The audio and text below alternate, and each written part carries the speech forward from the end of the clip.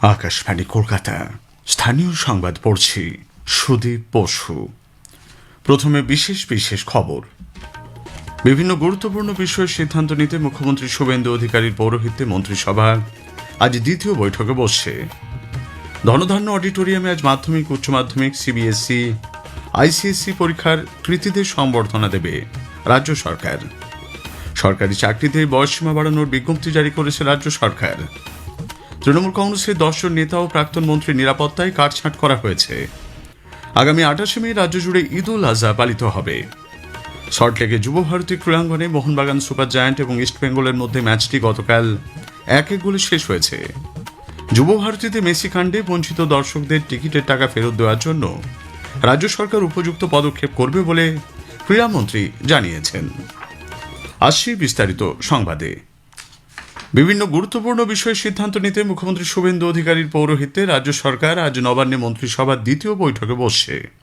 এই বৈঠকে মুখ্য সচিব, স্বরাষ্ট্র সচিব ছাড়াও মন্ত্রিসভার অন্যান্য সদস্যদের থাকার নির্দেশ দেওয়া হয়েছে।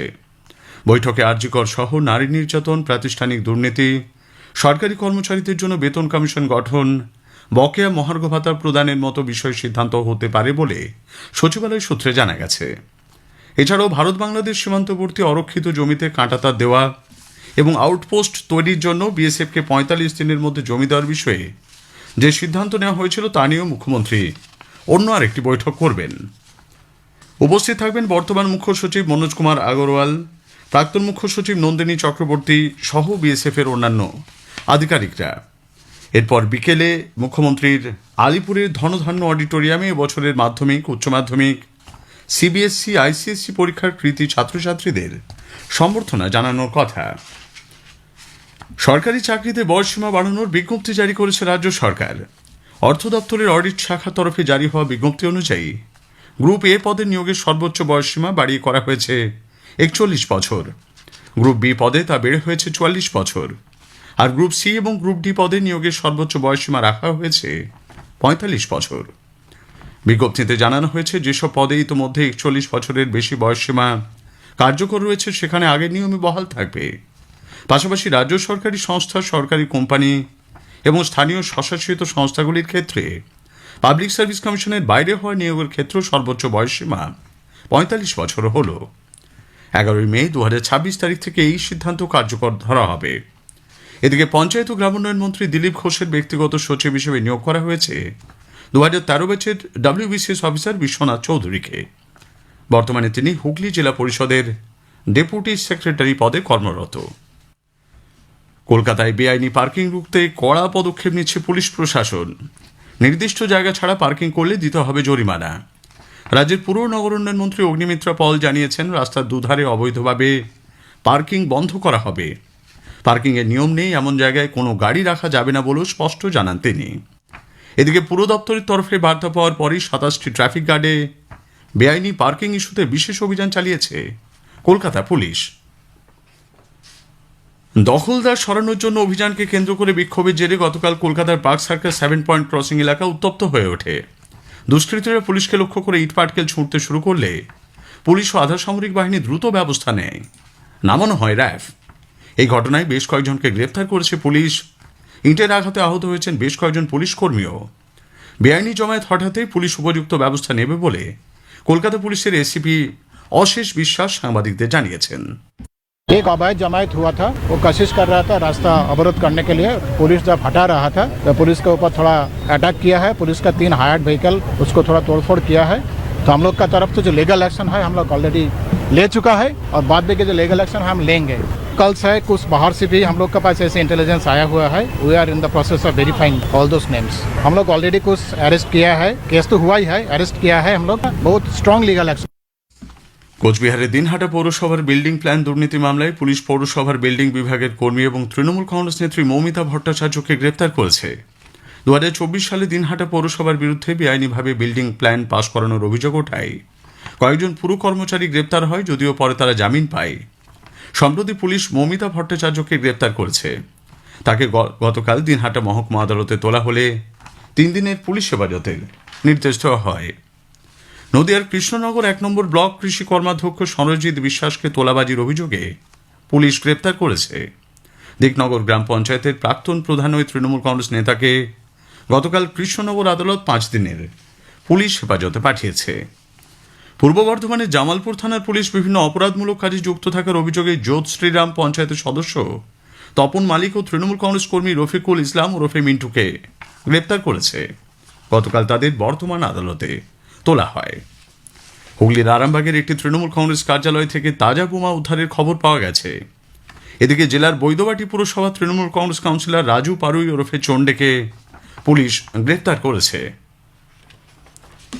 উত্তর 24 পরগনার সন্দেশখালীর মণিপুরে বিজেপির বিজয় মিছিল থেকে ফেরার সময় 3 কর্মী সমর্থকের উপর ধারালো অস্ত্র নিয়ে হামলা চালানো হয়। আহতদের সন্দেশখালীর খুলনা হাসপাতালে ভর্তি করা হয়েছে। স্থানীয় তৃণমূল কংগ্রেস আশ্রিত দুষ্কৃতীরা এই হামলার সঙ্গে জড়িত বলে অভিযোগ করা হয়েছে। এই ঘটনায় তৃণমূল কংগ্রেসের সঙ্গে যুক্ত 3 জনকে গ্রেপ্তার করেছে পুলিশ। বিধানসভা নির্বাচনে ক্ষমতা হারানোর পর দলের জেলা পরিষদ সদস্যদের সঙ্গে গতকাল বৈঠক করেন তৃণমূল কংগ্রেস নেত্রী মমতা ব্যানার্জি। কালীঘাটে তাঁর বাড়িতেই বৈঠক বসে। সেখানে উপস্থিত ছিলেন তৃণমূল কংগ্রেসের সাধারণ সম্পাদক অভিষেক ব্যানার্জিও। তৃণমূল কংগ্রেসের সাধারণ সম্পাদক অভিষেক ব্যানার্জির পর নিরাপত্তায় কাটছাঁট করা হয়েছে প্রাক্তন ডিজি রাজীব কুমার, প্রাক্তন মেয়র ও মন্ত্রী শোভন চট্টোপাধ্যায়, তৃণমূল বিধায়ক কুণাল ঘোষের। এরা ছাড়াও তৃণমূল কংগ্রেসের মোট 10 নেতা প্রাক্তন মন্ত্রীর বাড়ির সামনে নিরাপত্তা সরানো হয়েছে। স্থানীয় সংবাদ শুনছেন আকাশবাণী কলকাতা কেন্দ্র থেকে।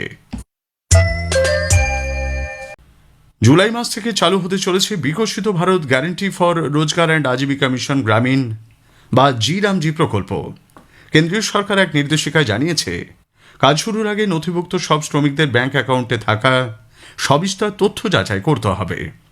রাজ্যের পঞ্চায়েত দপ্তর সেই মর্মে কাজ শুরু করতে নির্দেশ দিয়েছে আধিকারিকদের। একটি প্রতিবেদন। আগের সরকারের আমলে দীর্ঘ রাজনৈতিক বিতর্কের অবসানে অবশেষে এ রাজ্যে চালু হতে চলেছে 100 দিনের কাজ।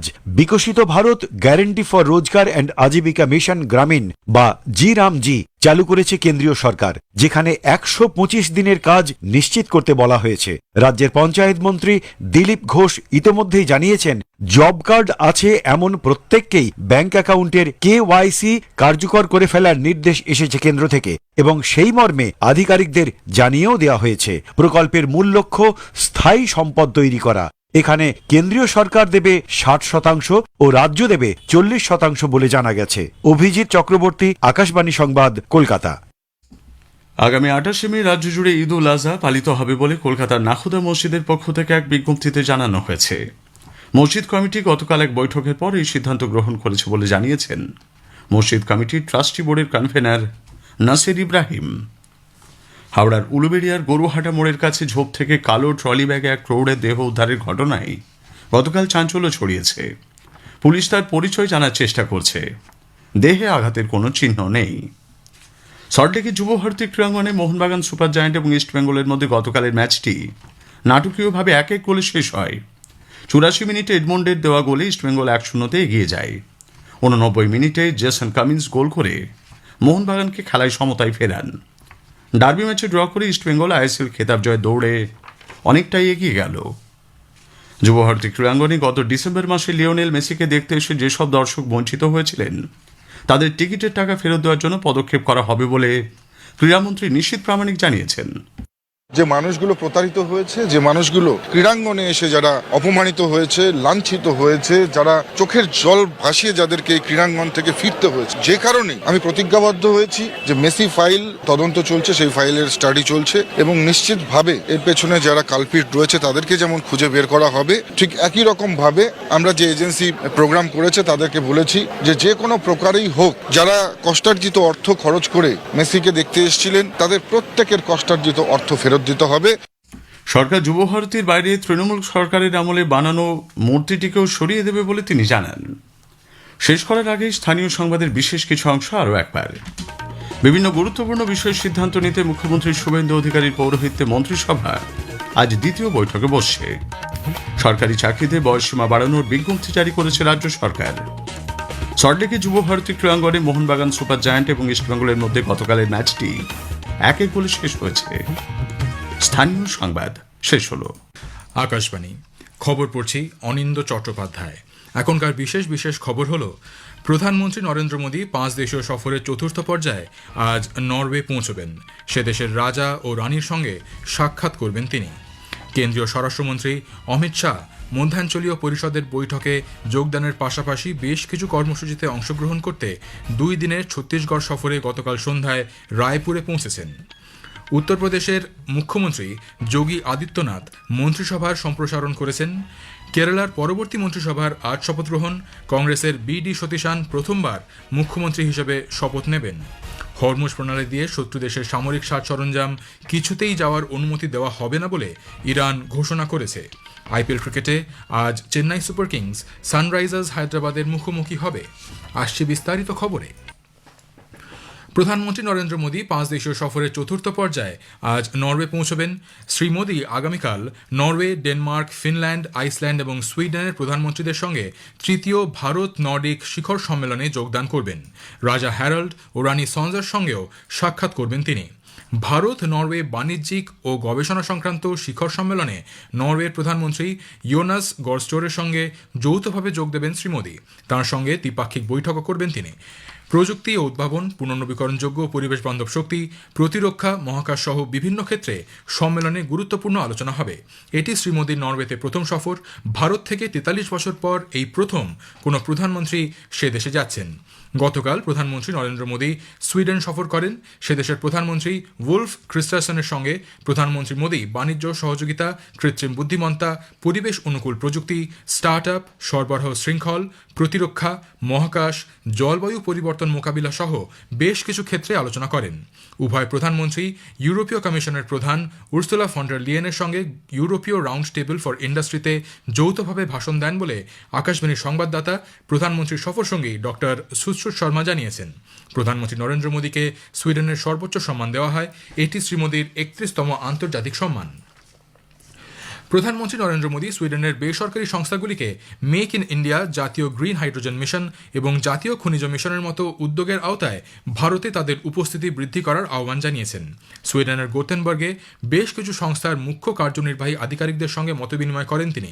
সভায় শ্রী মোদী উৎপাদন শিল্প, গ্রিন হাইড্রোজেন শিল্প, পরিচ্ছন্ন জ্বালানি এবং অন্যান্য খাতে বিনিয়োগ বৃদ্ধির জন্য আহ্বান জানান। সফরের চূড়ান্ত পর্যায়ে প্রধানমন্ত্রী ইটালি যাবেন। সে দেশের রাষ্ট্রপতি সার্জিও মাতারেলা ও প্রধানমন্ত্রী জর্জিয়া মেলানির সঙ্গে বৈঠক করবেন তিনি। কেন্দ্রীয় বাণিজ্য শিল্পমন্ত্রী পীযূষ গোয়েল এবং লোকসভার অধ্যক্ষ ওম বিড়লা প্রধানমন্ত্রী নরেন্দ্র মোদীকে সুইডেনের সর্বোচ্চ সম্মানে ভূষিত হওয়ায় অভিনন্দন জানিয়েছেন। সমাজ মাধ্যমের এক বার্তায় শ্রী গোয়েল বলেন, এটি দেশের জন্য গৌরবের মুহূর্ত। ওম বিড়লা সমাজ মাধ্যমের এক বার্তায় বলেন, এই সম্মানে ভারত ও সুইডেনের বন্ধুত্ব সুদৃঢ় হবে। পাশাপাশি দুই দেশের কৌশলগত অংশীদারিত্ব আরও শক্তিশালী হবে বলে মত প্রকাশ করেন তিনি। কেন্দ্রীয় স্বরাষ্ট্রমন্ত্রী অমিত শাহ 2 দিনের ছত্তিশগড় সফরে গতকাল সন্ধ্যায় রায়পুরে পৌঁছেছেন। আগামী 19 মে কেন্দ্রীয় স্বরাষ্ট্রমন্ত্রী জগদ্দলপুরে মধ্যাঞ্চলীয় আঞ্চলিক পরিষদের 26তম বৈঠকে সভাপতিত্ব করবেন। বৈঠকে ছত্তিশগড়, মধ্যপ্রদেশ, উত্তরপ্রদেশ এবং উত্তরাখণ্ডের মুখ্যমন্ত্রীরা উপস্থিত থাকবেন। শ্রী শাহ রায়পুর এবং বস্তারে বেশ কিছু কর্মসূচিতে অংশগ্রহণ করবেন। সফরের প্রথম দিনে কেন্দ্রীয় স্বরাষ্ট্রমন্ত্রী সকালে রায়পুরে জরুরি পরিষেবা ডায়াল 112 এর আওতায় নতুন যানবাহনের উদ্বোধন করবেন। এরপর তিনি বস্তারের নেতানার গ্রামে একটি জনপরিষেবা কেন্দ্রের উদ্বোধন করবেন। এই কেন্দ্রের মূল লক্ষ্য দুর্গম এলাকায় বসবাসকারী মানুষের কাছে সরকারি ও ডিজিটাল পরিষেবা সহজলভ্য করে তোলা। এরপর শ্রী শাহ জগদলপুরে অমর বাটিকায় শহীদদের প্রতি শ্রদ্ধা নিবেদন করবেন। বিকেলে সেখানকার বাদল একাডেমিতে তিনি শহীদদের পরিবার, নিরাপত্তা বাহিনীর সদস্য, মাওবাদী হিংসায় ক্ষতিগ্রস্ত মানুষ এবং বিভিন্ন স্থানীয় সম্প্রদায়ের প্রতিনিধিদের সঙ্গে মত বিনিময় করবেন। সন্ধ্যায় তিনি লোক সংস্কৃতিমূলক অনুষ্ঠান বস্তার কে সঙ্গে যোগ দেবেন। উল্লেখ্য, ছত্তিশগড় রাজ্যকে নকশালমুক্ত ঘোষণা করার পর এটি শ্রী শাহের প্রথম সে রাজ্য সফর। উত্তরপ্রদেশের মুখ্যমন্ত্রী যোগী আদিত্যনাথ সে রাজ্যের মন্ত্রিসভার সম্প্রসারণ করেছেন। এই প্রক্রিয়ার ফলে সে রাজ্যের সরকারের নতুন 2 জন পূর্ণমন্ত্রী এবং 4 জন প্রতিমন্ত্রীকে নিয়োগ করা হয়েছে। পাশাপাশি অন্য 2 জন প্রতিমন্ত্রীকে স্বাধীনভাবে দায়িত্ব দেওয়া হয়েছে। নতুন 2 জন পূর্ণমন্ত্রী হিসেবে ভূপেন্দ্র চৌধুরীকে অতি ক্ষুদ্র, ক্ষুদ্র মাঝারি শিল্প এমএসএমই দপ্তরের দায়িত্ব দেওয়া হয়েছে। অন্যদিকে মনোজ কুমার পাণ্ডেকে খাদ্য ও গণবন্টন দপ্তরের দায়িত্ব দেওয়া হয়েছে। স্বাধীন দায়িত্বপ্রাপ্ত প্রতিমন্ত্রী হিসেবে অজিত পাল সিং খাদ্য সুরক্ষা এবং ঔষধ নিয়ন্ত্রণ দপ্তরের দায়িত্ব নিয়েছেন। অন্যদিকে সৌমেন্দ্র তোমার সৈনিক কল্যাণ এবং ক্রান্তীয় রক্ষা দল দপ্তরের দায়িত্ব সামলাবেন। কংগ্রেসের বিডি সতীশান কেরালার পরবর্তী মুখ্যমন্ত্রী হিসেবে আজ শপথ নেবেন। গতকাল 21 সদস্যের মন্ত্রিসভার তালিকা প্রকাশ করেন তিনি। এদের মধ্যে সতীশান সহ 14 জন এই প্রথমবার মন্ত্রী হচ্ছেন। সম্পূর্ণ মন্ত্রিসভা একসঙ্গে শপথ গ্রহণ করবে বলে তিনি জানিয়েছেন। মন্ত্রিসভায় মুখ্যমন্ত্রীর পাশাপাশি কংগ্রেসের 11 জন মন্ত্রী রয়েছেন। ইন্ডিয়ান ইউনিয়ন মুসলিম লীগ পেয়েছে 5টি মন্ত্রিত্ব। এছাড়া Kerala Congress Joseph, RSP, Kerala Congress Jacob এবং কমিউনিস্ট মার্কসিস্ট পার্টি 1টি করে মন্ত্রিত্ব পেয়েছে। সতীশান আরও বলেছে, তিরুবাঞ্চু রাধাকৃষ্ণন স্পিকার হিসেবে এবং ডেপুটি স্পিকার হিসেবে দায়িত্ব পালন করবেন শনিমল ওসমান। 2027 সালে জনগণনার প্রথম ধাপে 5টি রাজ্য ও কেন্দ্রশাসিত অঞ্চলে গৃহতালিকা তৈরি ও আবাসন গণনার ফিল্ড পর্যায়ের কাজ শুরু হয়েছে। দেশব্যাপী জনগণনার প্রক্রিয়ার অংশ হিসেবে এই রাজ্য ও কেন্দ্রশাসিত অঞ্চলগুলি হল রাজস্থান, মেঘালয়, মহারাষ্ট্র, ঝাড়খণ্ড এবং দিল্লি পৌর নিগম এলাকা। এদিকে অন্ধ্রপ্রদেশ, অরুণাচল প্রদেশ, বিহার, চণ্ডীগড়, ছত্তিশগড়, দাদরা ও নগর হাভেলি এবং দমন ও দিউ, হরিয়ানা, মধ্যপ্রদেশ, পাঞ্জাব, তেলেঙ্গানা এবং উত্তরাখণ্ডে গণনাকারীরা বাড়ি বাড়ি গিয়ে গৃহতালিকা তৈরির কাজ চালাচ্ছেন। দেশে মাত্র 2 দিনের জ্বালানি সঞ্চয় রয়েছে বলে সমাজ মাধ্যমে প্রকাশিত খবর ভিত্তিহীন বলে সরকার খারিজ করে দিয়েছে। পিআইবির তথ্য যাচাই শাখা জানিয়েছে, এই তথ্য সম্পূর্ণ অসত্য। পিআইবির পক্ষ থেকে দাবি করে বলা হয়েছে, দেশে 60 দিনের অশোধিত তেলের মজুত রয়েছে। এছাড়াও তেল শোধন ক্ষমতা অতিরিক্ত যোগানো রয়েছে। পিআইবি নাগরিকদের আতঙ্কিত না হতে এবং সরকারি সূত্রে জারি করা তথ্যই শুধু বিশ্বাস রাখতে অনুরোধ করেছে। তিরুবনন্তপুরম সেন্ট্রাল হজরত নিজামুদ্দিন রাজধানী এক্সপ্রেসে গতকালের অগ্নিকাণ্ডের ঘটনায় পশ্চিম মধ্য রেলওয়ে এক উচ্চ পর্যায়ে তদন্ত কমিটি গঠন করেছে। নির্দিষ্ট সময়সীমার মধ্যে তদন্ত শেষ করতে হবে বলে রেল তরফে জানা হয়েছে। ভবিষ্যতে এই ধরনের ঘটনার পুনরাবৃত্তি যাতে না হয় তা নিশ্চিত করতেও নির্দেশ দিয়েছে রেল। উল্লেখ্য, মধ্যপ্রদেশের লুনি রিচা এবং বিক্রমগড় আলোট স্টেশনের মাঝামাঝি ট্রেনটিতে আগুন লাগে। খবর শুনছেন আকাশবাণী থেকে। হরমুজ প্রণালী দিয়ে শত্রু দেশের সামরিক সাজ সরঞ্জাম কিছুতেই যাওয়ার অনুমতি দেওয়া হবে না বলে ইরান ঘোষণা করেছে। বিশ্বের জ্বালানি বাণিজ্যের অন্যতম গুরুত্বপূর্ণ স্নায়ুকেন্দ্র দিয়ে আন্তর্জাতিক রাজনীতি ইতিমধ্যেই তুলকালাম চলছে। ইরানের অন্যতম উপরাষ্ট্রপতি মোহাম্মদ রেজা আরিফ বলেছেন, তেহরান এর আগে হরমুজ প্রণালী দিয়ে পূর্ণ সার্বভৌমত্ব বজায় রাখতে তৎপর হয়নি। ইরানের বিরুদ্ধে ব্যবহার করা হতে পারে এমন সামরিক পণ্যের যাতায়াতের অনুমতিও তারা দিয়েছিল। এখন থেকে এই নীতির পরিবর্তন করা হবে।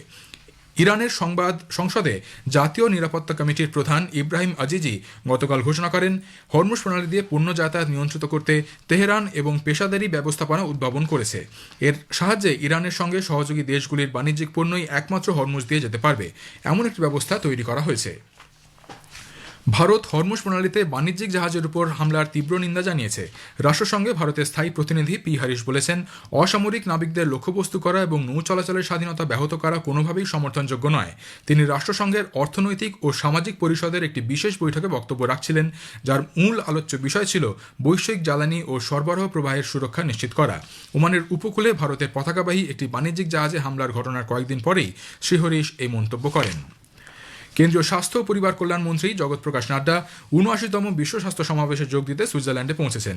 জেনিভায় আয়োজিত 6 দিনব্যাপী এই সমাবেশের এবারের মূল ভাবনা বিশ্বব্যাপী স্বাস্থ্য ব্যবস্থার পুনর্গঠন এবং যৌথ দায়িত্ব, রিশেপিং গ্লোবাল হেলথ আ শেয়ার্ড রেসপন্সিবিলিটি।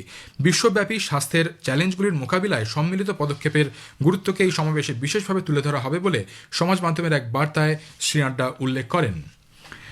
মার্কিন যুক্তরাষ্ট্রের অন্যতম ব্যস্ততম রেলপথের কর্মীরা ধর্মঘটে বসেছেন। এর ফলে নিউ ইয়র্ক অঞ্চল জুড়ে যাতায়াত করা লক্ষ লক্ষ যাত্রী চরম ভোগান্তির মুখে পড়বেন বলে আশঙ্কা করা হচ্ছে। বেতন এবং কাজের নিয়মাবলী নিয়ে রেল কর্তৃপক্ষের সঙ্গে সমঝোতায় পৌঁছতে ব্যর্থ হওয়ার পর নিউ ইয়র্কের লং আইল্যান্ড রেল রোডের কর্মীরা গত শনিবার থেকেই ধর্মঘট শুরু করে। আইপিএল ক্রিকেটে আজ চেন্নাই সুপার কিংস সানরাইজার্স হায়দ্রাবাদের বিরুদ্ধে খেলবে।